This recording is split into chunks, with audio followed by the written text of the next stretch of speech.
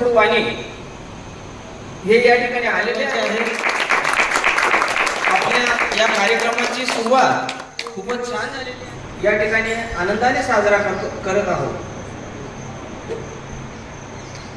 व्हा योगी आणि रहा निरोगी.